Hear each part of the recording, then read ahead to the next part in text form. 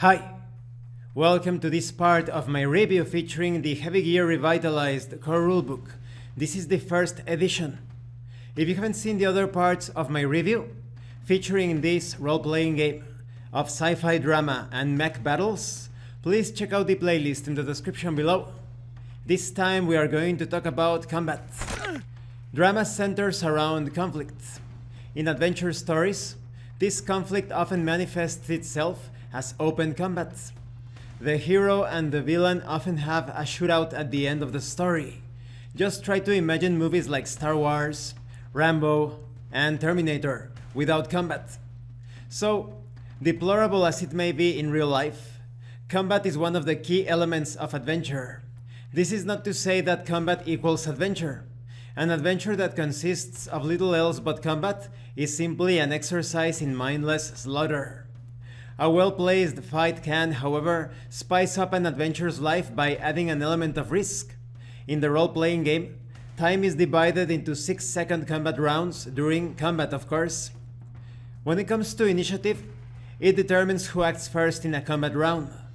To determine who gains initiative, all combatants roll a combat sense opposed skill test.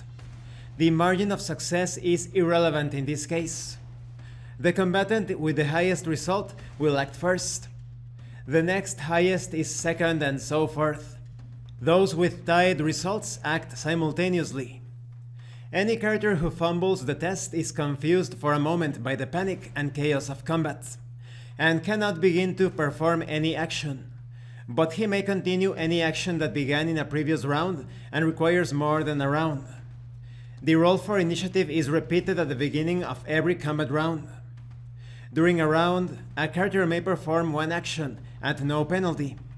If the character chooses to perform multiple actions, all actions are penalized by a -1 per extra action.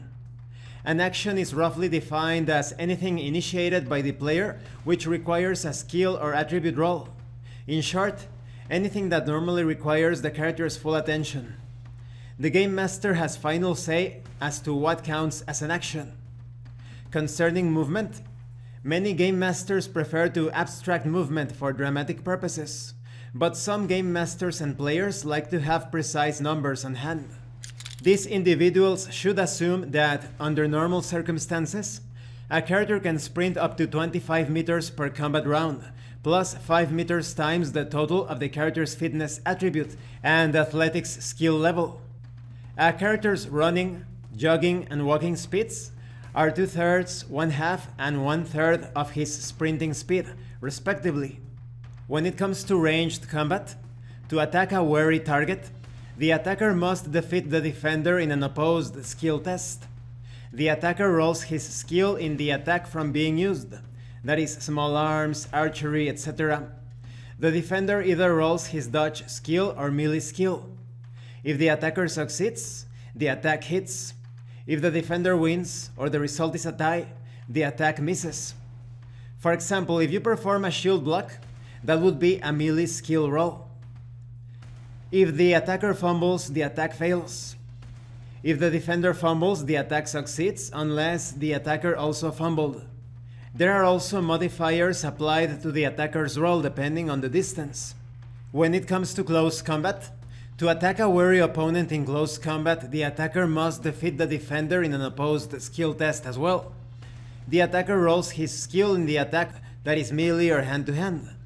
The defender either rolls his dodge skill to avoid being hit, melee skill to parry with a weapon, or hand-to-hand skill for unarmed blocks.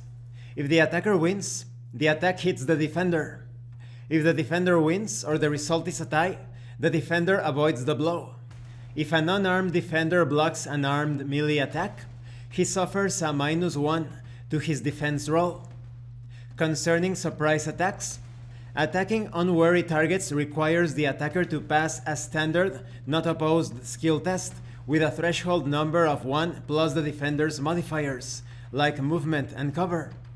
However, unlike a normal attack, the attacker must roll the lower of 2 skills, either his attack skill or his ambush skill. Untrained individuals tend to be noisy or otherwise mess up surprise attacks by alerting the victim at the last moment. And this concludes this part of the review. In the next part, we are going to continue with the combat rules.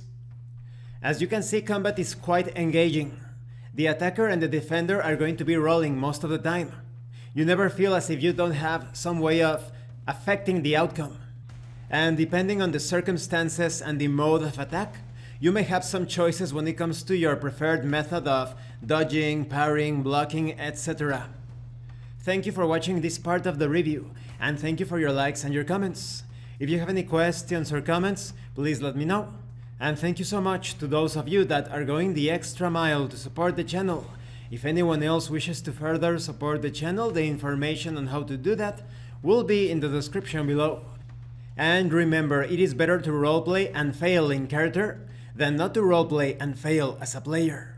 Once again, thank you, and see you later.